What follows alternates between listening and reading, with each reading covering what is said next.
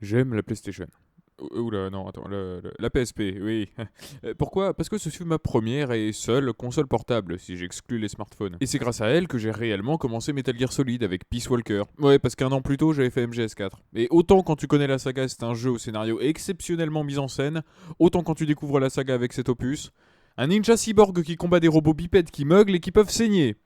Va te faire foutre. Ce fut d'ailleurs aussi la première console qui m'appartenait. Et devinez quel jeu avec God of War Ghost of Sparta j'ai acheté en premier? Devinez ou lisez le titre? Bienvenue dans cette critique. Patapon, sorti en février 2008 sur PlayStation Portable, est un jeu de type, accrochez-vous, de type STR RPG musical en 2D. Ça, et en plus il est designé par Rolito, un artiste dont j'apprécie plutôt le travail. Il est développé par Pyramid et Japan Studio et édité par Sony. Nous y incarnons Dieu. Enfin, on ne joue pas Dieu, hein. Le joueur est le dieu des patapons. Enfin, la divinité des patapons, des espèces de boules cyclopes finalement assez mignonnes que nous guideront vers le salut et la survie de leur espèce à un moment où les autres dieux les ont abandonnés. Un scénario qui semble basique, mais qui sera à l'origine de nombreux climax et autres twists vraiment bien amenés. Non, je déconne. Le scénario est juste un prétexte pour nous apprendre les bases et faire gonfler notre armée, hein.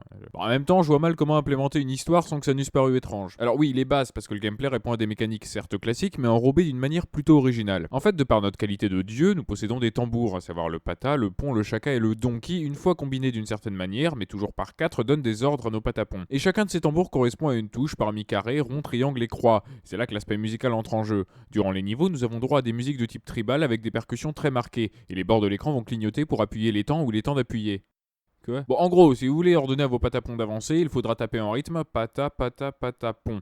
Pour leur dire d'attaquer, c'est pon, pon, pata, pon. Tout simplement. Donc déjà à la base ça procure un certain feeling, mais en plus si vous enchaînez les sans faute, vous entrerez en mode fever, vous devenez bien plus efficace dans vos actions. Donc ça implique que les musiques sont uniquement des chants de guerre.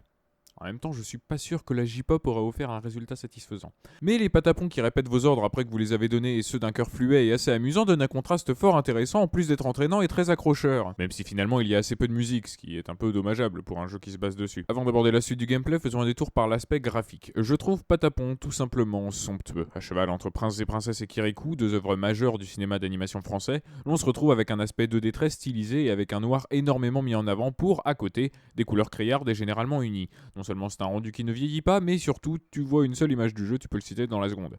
Niveau identité, bah c'est pas tapon. Des couleurs au design en passant par les animations, on retrouve presque une fresque mythologique jouable, comme l'avait fait Apothéon, mais en empruntant plus à l'art primitif. C'est d'ailleurs amusant de savoir que Rolito, de son vrai nom Sébastien Gjuly, Cocorico puisqu'il est français, avait en fait créé les patapons bien avant que le projet vidéoludique n'éclose. Éclose. Le, le coq. Enfin, la poule. Les environnements sont aussi très travaillés, et l'on en a bien plusieurs dizaines de différents, toujours avec une couleur prédominante. Et cette diversité est bienvenue, car nous serons amenés à revenir visiter des niveaux déjà terminés, car il y a bien une cinquantaine de niveaux et la difficulté va en croissant. Et puisque le jeu est matiné de RPG, il faudra bien améliorer ses troupes pour faire face à toute éventualité. Le farm devient donc quasi indispensable. Mais attention, de deux choses. L'une est que ce n'est jamais du farm intensif, et sauf si vous voulez être certain de tout écraser en étant beaucoup trop fort pour le niveau que vous allez faire, il ne sera jamais nécessaire de faire le même niveau plus de deux fois. Bon, peut-être 3. Et de 2, il n'est pas question d'expérience, mais bien de matériaux et autres matières premières qui vous permettront de faire naître, grandir et personnaliser vos patapons. Oui, donc c'est comme de l'XP en fait. Mais attention, il faudra judicieusement répartir ces ressources entre les différentes sections de patapon. Car là est la mécanique STR. Plusieurs types de patapons sont mis à disposition en nombre limité par niveau. Les yaripons, des lanciers et unités de base, les tatépons qui se battent au corps à corps, les kibapons à cheval, etc. Il faudra donc bien choisir entre puissance et quantité selon le danger qui vous attend. Par exemple, les lanciers sont inoffensifs contre des soldats qui se battent à la hache. Il faut donc bien choisir quelle unité choisir, mais aussi leur placement. Il est essentiel de placer les archers derrière, parce que déjà ils sont pas bien forts, et puis en plus bah c'est des archers. Sinon, un petit truc sympathique, même si ça change rien au jeu dans les médias, puisque ce n'est que cosmétique, les armes et armures, en plus de changer les stats de nos patapons, individuellement d'ailleurs, vont aussi changer leur apparence. Un petit détail qui fait toujours son petit effet satisfaisant qui est de voir ces troupes évoluer d'un coup d'œil. En plus des troupes classiques, seront de mise les patapons légendaires qui travaillent en solo et qui défoncent tout, surtout en mode fever. Donc une fois que vous serez parvenu à les ressusciter, ce qui demande un peu beaucoup de matériaux, faites bien attention à eux, faites juste gaffe à ce qu'ils meurent pas. Ah oui, parce que vos patapons meurent définitivement, hein. Et vu que le développement de leur personnalité est poussé pour chacun d'eux, c'est réellement déchirant d'en perdre un sur le champ de bataille. Et parce que, niveau pessimisme, il y a Nier et il y a Patapon. Et Nier fait pas le figure à côté. Non, c'est complètement faux, hein. Vous pleurerez uniquement d'avoir perdu votre meilleur stuff. Et puis les derniers niveaux sont assez retors, alors bon courage. Finalement, de finir le jeu m'a pris une douzaine d'heures en prenant mon temps, et je pense que c'est une durée de vie qui correspond bien au style de jeu, parce que je vous avoue que sur la fin, j'ai commencé à le trouver vraiment redondant.